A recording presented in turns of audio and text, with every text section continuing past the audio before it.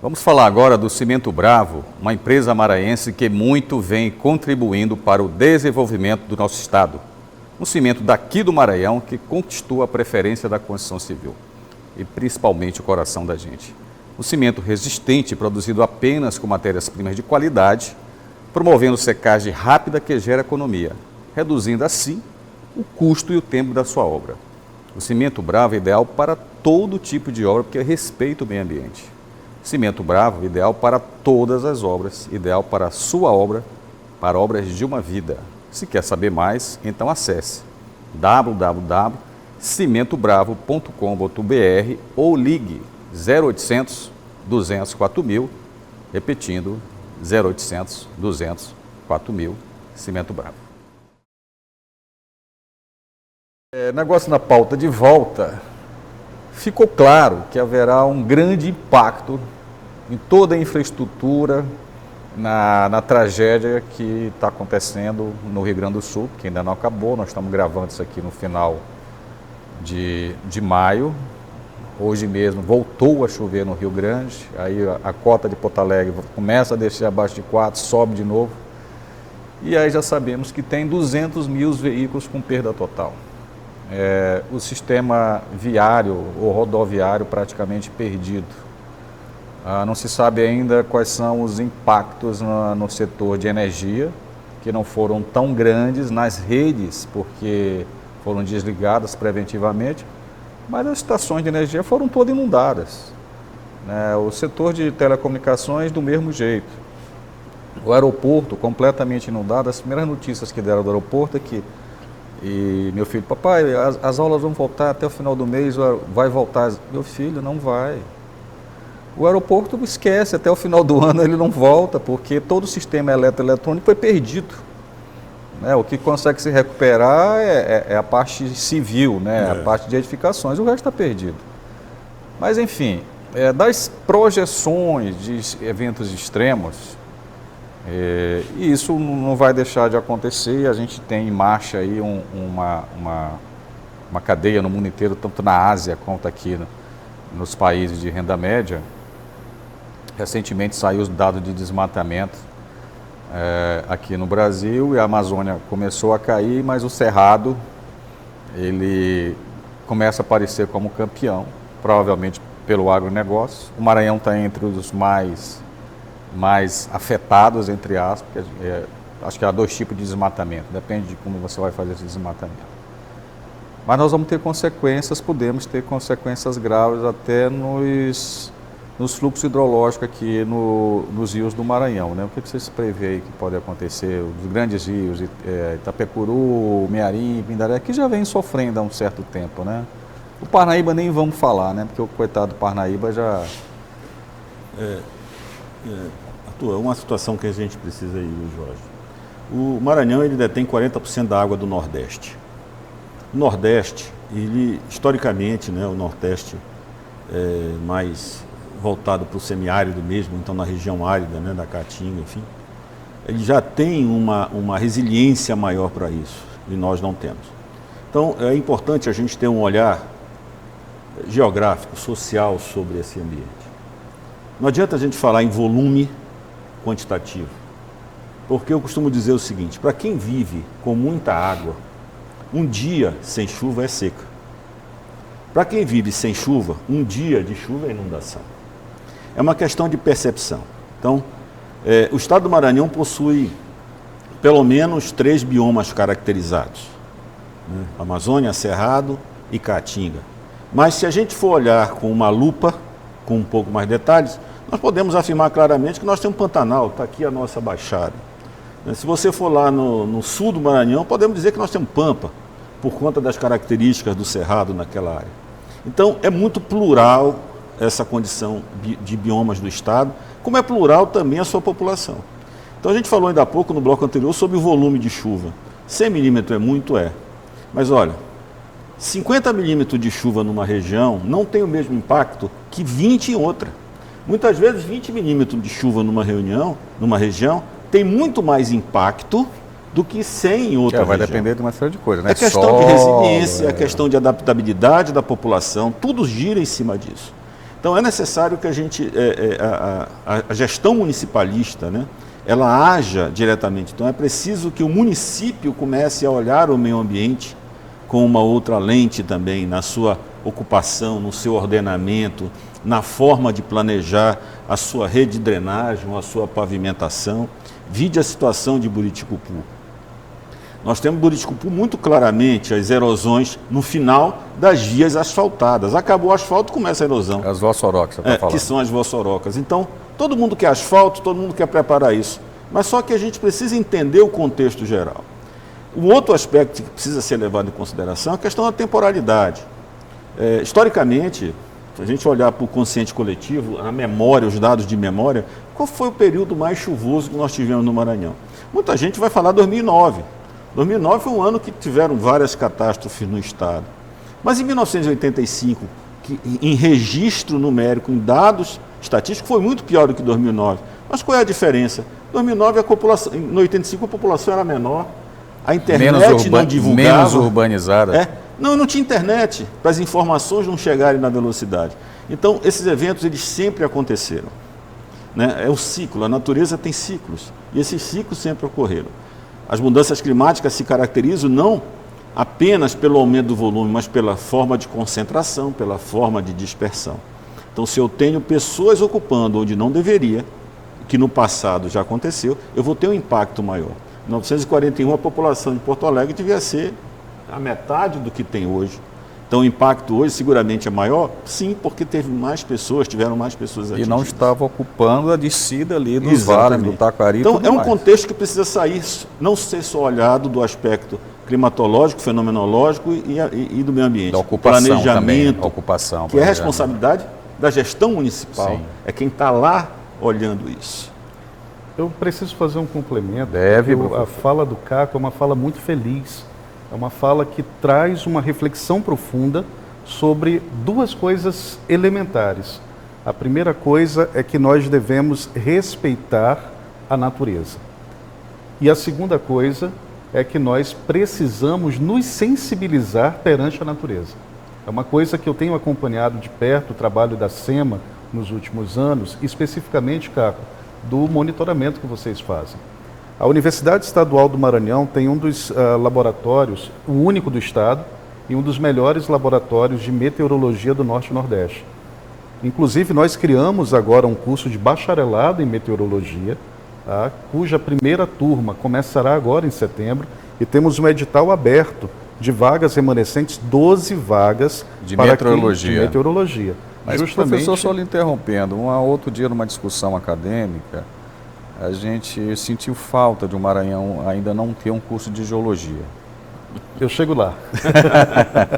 Bom, essa situação da meteorologia, ela vem diretamente de uma solicitação do governo do estado do Maranhão, especificamente da Secretaria de Meio Ambiente, especificamente do setor de monitoramento, tá, aqui representado pelo Dr. Caco Graça, e que o estado do Maranhão, por ter tantos recursos, ainda não dispunha de qualificação de recursos humanos para essa área temática. Hoje eu estou com um edital aberto, tá? Vocês podem acessar www.ema.br e nós temos 12 vagas remanescentes para serem preenchidas com notas do Enem. Por que é importante nós termos um curso dessa natureza? Porque se eu alio, e isso já está alinhado, o EMA com Secretaria de Meio Ambiente do Estado, nós conseguimos chegar a um outro patamar de planejamento e ordenamento do território. E para fechar esse meu comentário, eu quero dizer o seguinte: muita gente ainda tem preconceitos, ou seja, conceitos pré-concebidos, quando nós falamos de meio ambiente. Então, se nós não quisermos falar de meio ambiente, não tem problema. Eu posso mudar a terminologia para qualidade de vida, eu posso mudar a terminologia para planejamento territorial, eu acho que esse conforto térmico. Eu acho que esse preconceito ele começou a acontecer a partir de um certo momento, e até outro dia um cientista falando sobre isso, ele disse, olha, a partir de um momento que pessoas sem conhecimento, sem embasamento, que leem 2 linhas de algum trabalho científico, começa a se manifestar como porta-vozes e falar em verdades muito fortes, tipo assim, a Amazônia é o pulmão do mundo, coisa desse tipo, isso começa a entrar no descrédito, né? Porque entra no alarmismo que não tem nenhum sentido, quando você tem que trazer a ciência para até a população, né? E aí o que a gente estava conversando aqui, nós 3 somos professores universitários, quando a gente fala com vocês, a gente fala com uma linguagem que todo mundo entende. A gente fala aqui no reservado é outra linguagem, mas talvez agora seja a hora da ciência começar a falar. Sim. Né? Ou deixarem a ciência falar. Eu continuo vendo um monte de gente, a gente tem jornalistas aqui, não é uma crítica a todos, mas tem jornalista que fala de relações exteriores, de economia, de meio ambiente, e, gente, ninguém entende tudo isso. Ninguém entende tudo isso. A pessoa entende alguma coisa, é impossível você ter esse entendimento todo. Mas voltando à questão do clima, há uma preocupação que se poderia ter o oxigênio. Não é, porque o oxigênio hoje é o elemento mais abundante na natureza e a última medição que se fez, que no século XX, XXI, ele reduziu 0,00 a casa lá não sei aonde por cento. Então não é o problema. O problema começa a ser a temperatura. Então a gente estava falando aqui, olha, nós temos um avanço do agronegócio do Maranhão, vai haver área desmatada, tem impermeabilização das cidades. A cidade da minha mãe é no sertão, eu ia passar férias lá, ela tinha um clima, uma temperatura. Hoje ela tem outra, porque ela está toda impermeabilizada, com asfalto, na região do sertão. Não tem sentido, né? Então, solução de pavimentação não é igual para todo lugar. E aí você gera uma série de problemas, aumento de temperatura, e talvez a gente comece a viver o que o Rio Grande do Sul vem vivendo há alguns anos. Um ciclo de enchentes e estiagem.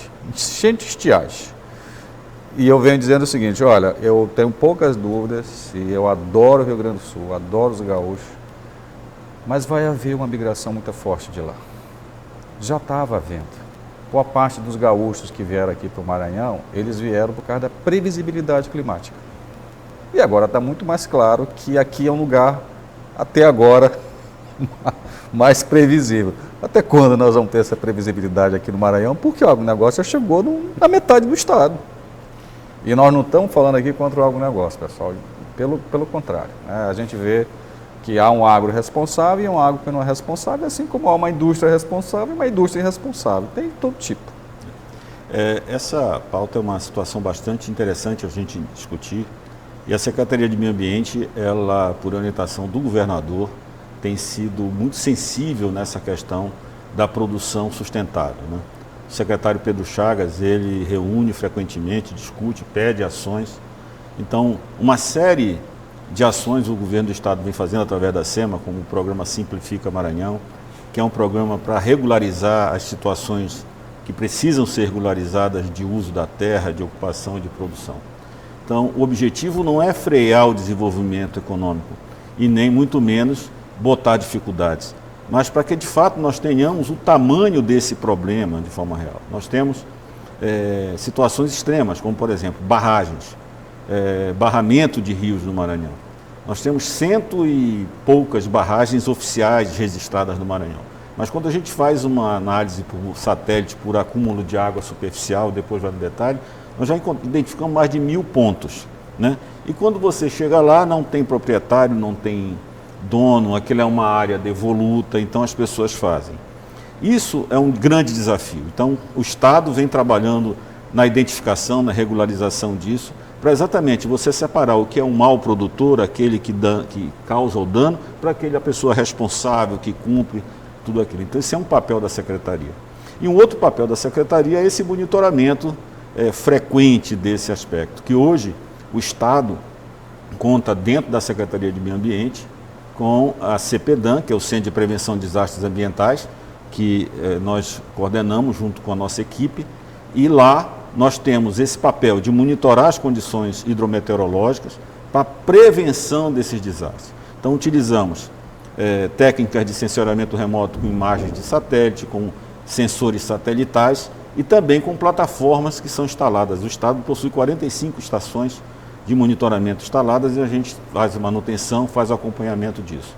Todas essas informações, elas são disponibilizadas para a sociedade através das autoridades competentes, que no caso é a Defesa Civil. A Defesa Civil é que vai, em um caso extremo, tomar as medidas necessárias. Corpo de Bombeiro, no período de estiagem em relação a incêndios, também monitoramos os focos de calor com potencial para um incêndio florestal. O Corpo de Bombeiro é avisado, ele recebe um mapinha, um alerta de fogo emitido no máximo 20 minutos depois da detecção, com o endereço, local, coordenada geográfica para facilitar o deslocamento. Em parceria, como é um papel também, um pedido do governador do estado, aquelas áreas que são analisadas e monitoradas pelo governo federal, no caso aqui o IBAMA, como terras indígenas, unidades de conservação federais, nós também encaminhamos para a superintendência do IBAMA para ele tomar as previsões. Então, tomar as medidas. Então, esse é o papel que a Secretaria vem fazendo para mitigar, para evitar que essas situações de desastres eles se alarmem. Portanto, é necessário entendermos que os fenômenos atmosféricos, eles acontecem ciclicamente. O que aconteceu no Rio Grande do Sul foi uma associação de fatores. Instalado o El Niño, que provoca redução das chuvas para a região norte e aumento das chuvas para a região sul. Mas, concomitante a isso, aconteceu uma frente fria, né? Uma espécie de muro de pressão que essa massa úmida que estava descendo dos Andes, ela foi comprimida. Não conseguiu e ali passar. Você amassou a esponja sobre o Rio Grande do Sul, essa esponja cheia d'água, para ser um pouco mais claro aqui, derramou aquele volume muito grande ali. Então, isso você não tem condição de controlar. É necessário que cada um de nós tenhamos uma visão das nossas responsabilidades. Eu questiono bastante isso quando a gente fala assim, tudo bem, vamos questionar o agronegócio, vamos questionar as indústrias, mas o que é que eu faço com o meu resíduo de casa?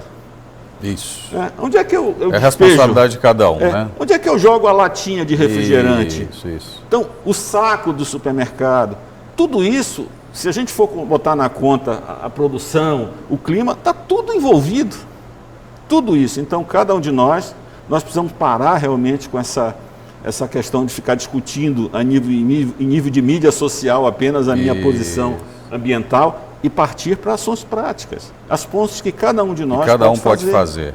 Isso Esse é importante. É o caminho para que a gente chegue, como meu amigo foi muito feliz de falar, em qualidade de vida, se não quer falar em meio ambiente, em conforto térmico, né? É isso. Bem, antes da gente passar para o próximo bloco, eu queria só lembrar aqui, eu não vou citar o nome da fazenda, que é a maior fazenda que tem no Brasil, na verdade é a maior do mundo. Ela fica no Nordeste do Mato Grosso. Ela, de uns 10 anos para cá, ela começou a fazer um processo de produção mais ecológica, vamos chamar assim. Então, ela trabalha com milho, soja e gado. Eles reduziram em 40% o rebanho e aumentaram em 30% a produção de carne. E, ao mesmo tempo, eles incentivaram a criação ou a proliferação de animais selvagens, até onça, que contabilizam 1000 mortes de bezerros por ano. Está contabilizado. Ele disse, olha, isso aqui faz parte da conta. Sim. A gente não vai atacar as onças, deixa elas soltas aí. E reduziram em 30% a área plantada, com aumento da produção em mais de 30%. Só com tecnologia. Então a questão não é você dizer que o agronegócio é responsável, que fulano é responsável, que a indústria é responsável. A questão é que cada um, como o Caco falou assim, eu posso fazer alguma coisa em casa. Mas o industrial pode fazer, o pecuarista, o agricultor, todo mundo pode fazer. A conversa está boa, mas a gente vai dar um rápido intervalo e voltamos em instantes com mais Negócio na Pauta.